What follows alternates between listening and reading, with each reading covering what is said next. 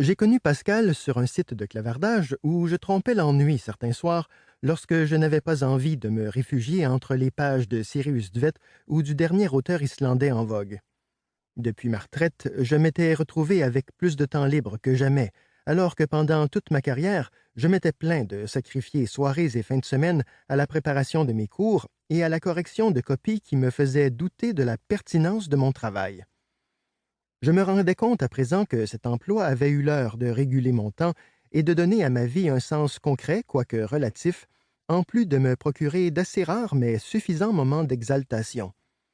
Il m'était arrivé certains soirs d'asséner des coups de poing sur ma table de travail parce que Maud Héloïse Frenette-Larivière et Pablo Charette avaient commis dans leur dissertation les maladresses contre lesquelles je les avais expressément prévenus 20 fois. Et puis, quelques minutes plus tard, en lisant une phrase vraiment personnelle d'un étudiant dont je n'avais jamais réussi à intercepter le regard, je restais pantois pendant de longues minutes, le stylo rouge immobile dans les airs, émerveillé par les talents insoupçonnés des êtres les plus discrets.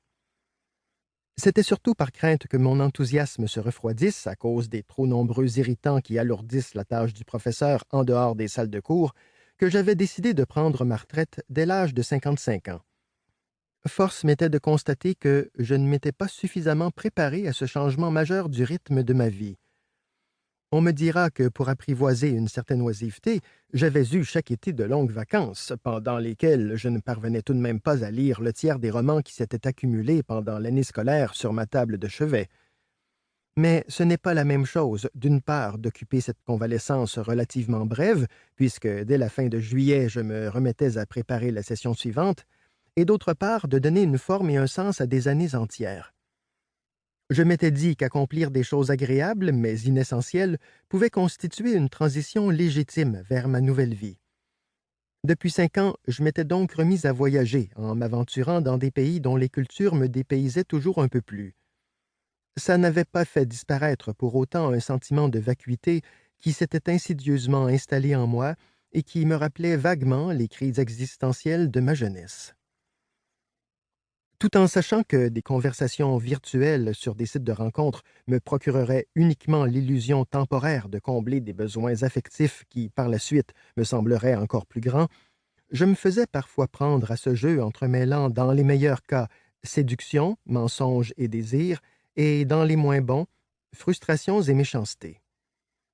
Ce soir-là, la petite lueur triste qui brillait dans les yeux d'un jeune homme de 37 ans, auquel des lunettes en métal donnaient un air vaguement intello, a accroché mon attention parmi les centaines de photos des utilisateurs dont on voyait le profil en ligne. J'ai cliqué sur le bouton d'envoi avant de penser à ce que j'allais lui écrire. Bonsoir. Yo! Son interjection m'a persuadé que nous n'aurions pas assez d'affinité pour poursuivre notre échange au-delà d'une courtoisie minimale, d'ailleurs assez peu en usage sur ce site. Je lui ai quand même posé quelques questions banales pour me convaincre que je ne l'avais pas jugé trop rapidement en fonction de critères superficiels. Il a piqué ma curiosité lorsqu'il m'a parlé des auteurs qui lui avaient permis de traverser des moments difficiles. Amélie Nothomb et Mylène Farmer ne faisaient pas partie de mes idoles, mais j'avais lu quelques romans de la première et j'étais capable de chanter Désenchanté sans remplacer plus de 3 mots par des la la la, alors que s'il m'avait parlé d'Arcade Fire et de Martin Michaud, j'aurais eu l'impression d'être un vieux crouton qui s'était fermé à la culture populaire contemporaine. De la même façon, il connaissait Sophie Oksanen et Jeanne Chéral, même s'il ne pouvait pas me citer plus d'un titre de chacune d'elles. Les seuls noms de ces 4 femmes constituaient tout de même des référents culturels communs bien ténus. Avant de me résigner à lui souhaiter une agréable fin de soirée, j'ai ajouté que Chéral avait chanté en spectacle, avec Vincent Delerme et Albin de la Simone, l'une de mes chansons préférées, toutes époques confondues.